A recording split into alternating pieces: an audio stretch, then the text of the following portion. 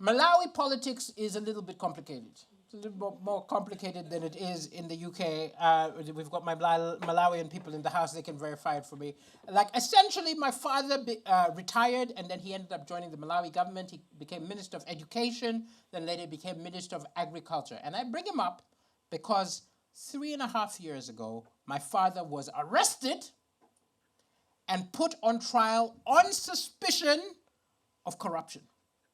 And at the time, I was not allowed to talk about it because it was in trial. So for 1.5 years, I couldn't talk about it.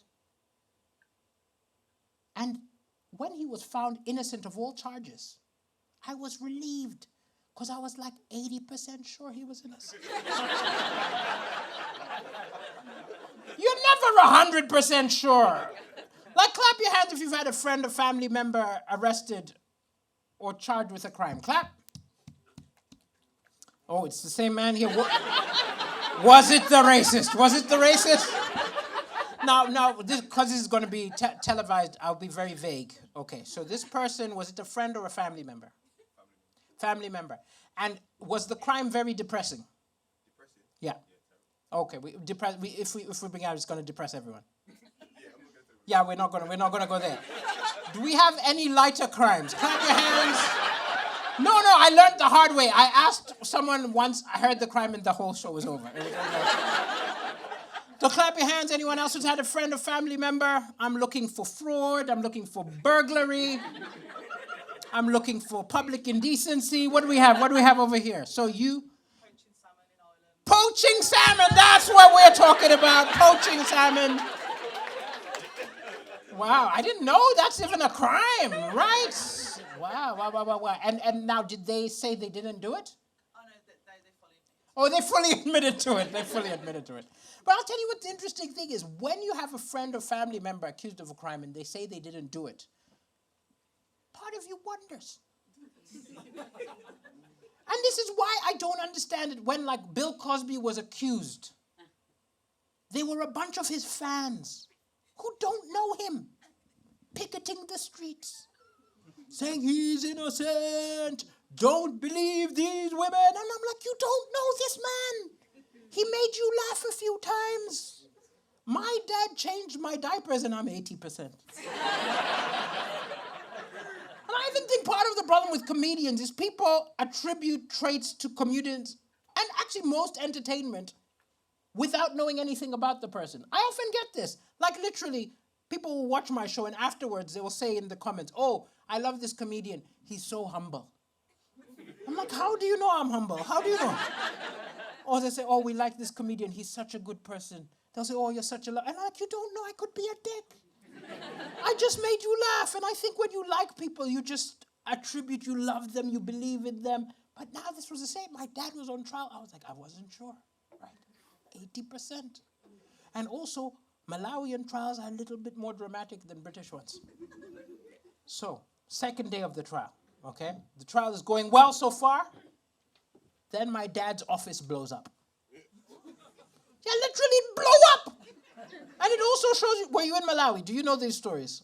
Oh yeah, he knows. People think I'm making this up. This stuff is true, okay? If you Google George Chaponda, you will see like a John le Carre novel. It was insane. His office blew up, and it also shows you that no one changes their mind about anything. Because everyone who was on his side, like me, we were all saying, you see, your trial is going well, so they blow up your office to threaten you so that you just shut up. And then everyone on the other side were like, you see, he's destroying evidence. He blew up his own office.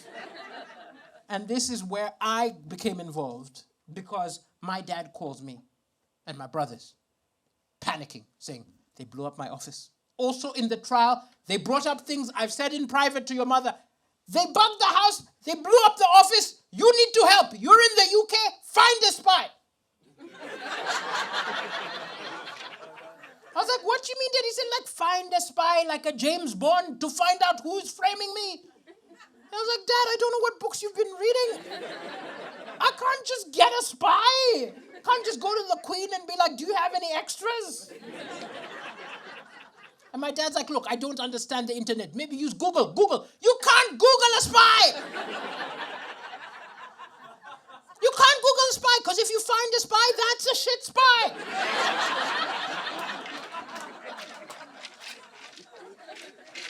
So I started making silly jokes because I'm a comedian, right? I was stressed, but I started making silly jokes. I was like, my dad wants me to find a spy. Can you believe my dad wants me to find a spy? My dad wants me to find a spy. After a show in Newcastle, somebody approached me. And she was like, are you really trying to find a spy? And I was like, are you a spy? And the man said, no. I'm a lawyer. But my firm does a lot of work in dangerous countries, and we have got the contact of a contractor, a spy!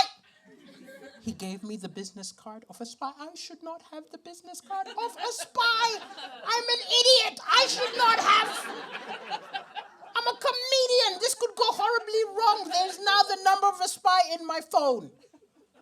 Ready for pranks. With my life, I could end up on Michael McIntyre's show and he's going to click send to all.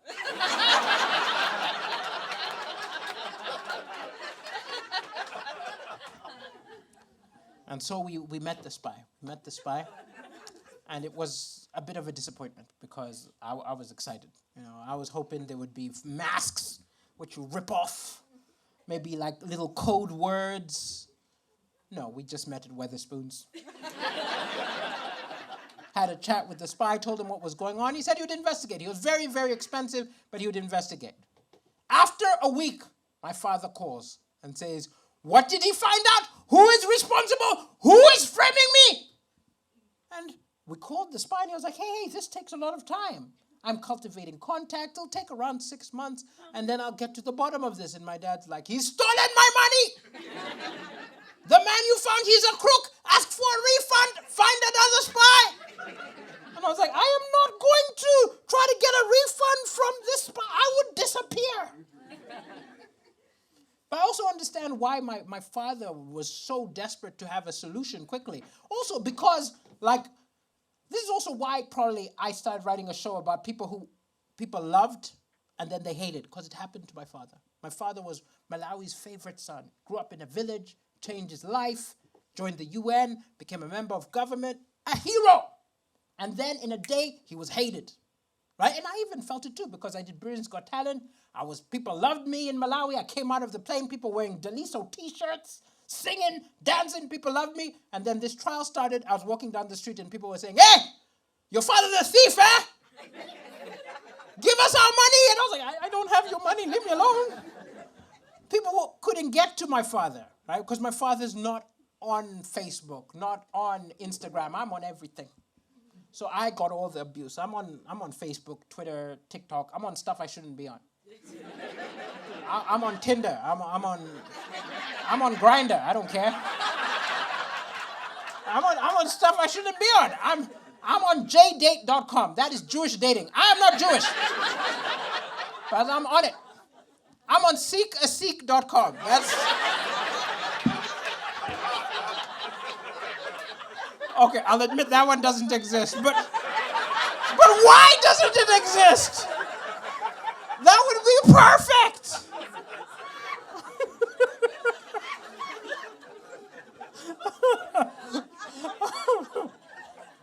No, but I'm on everything. And so I would get all the messages, oh, fuck your father, oh, you thieves. I get all the abuse. And it was crazy because people were doing all sorts of insane things. At one point, people throw stones at the car he was in. They threw stones at the car he was in. And it was very depressing because it got very emotional. But a funny thing happened the day after. A guy showed up at our front door. Kind of ragged clothing, knocks on the door, says, hello, I'd like to speak to Honorable George Chaponda. That's my dad. My dad comes out, he says, hello, I was one of the people throwing stones. I was like, why is this dude here? Do you want your stones back?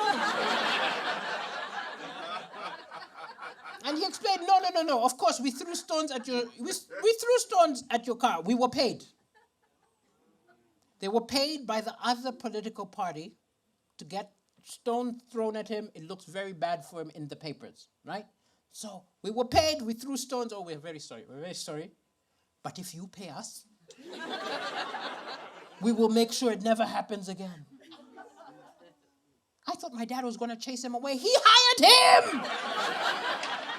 We've got our own crew of stone throwers. Now, I'm not suggesting this as a strategy, but if anyone's in labor and they're looking for an innovative strategy. No, it was very weird. It was a very, very weird time. And then the oddest part of all of it was somebody tried to blackmail me. Now, I don't know if anyone here has ever been blackmailed. Has anyone ever here been blackmailed? Okay, I'll admit I ask very weird questions compared to other comedians. Most comedians are like, hey, what's your job? I'm like, hey, have you been blackmailed? Hey, do you have a family member who's a criminal? No, but at least my blackmailer was very direct.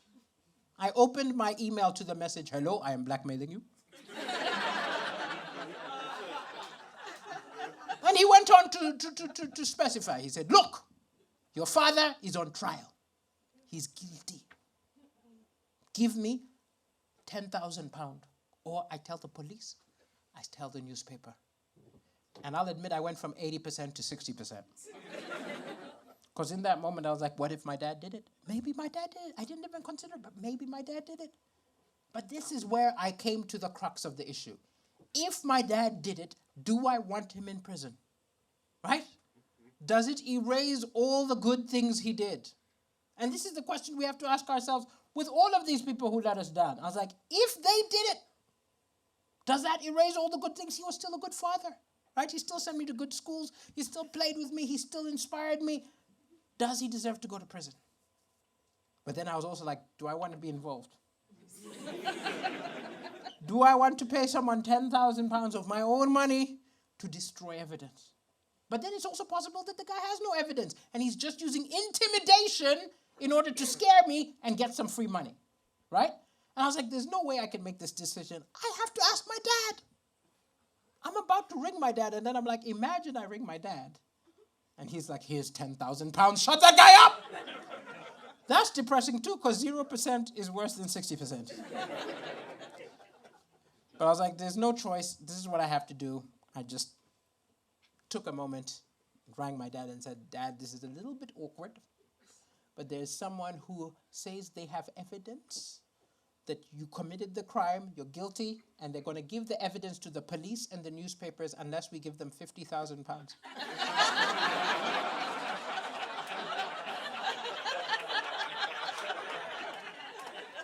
I'm not an idiot. If he's guilty, I want my cut. I was actually a bit disappointed when he laughed and said, I didn't just ignore this idiot.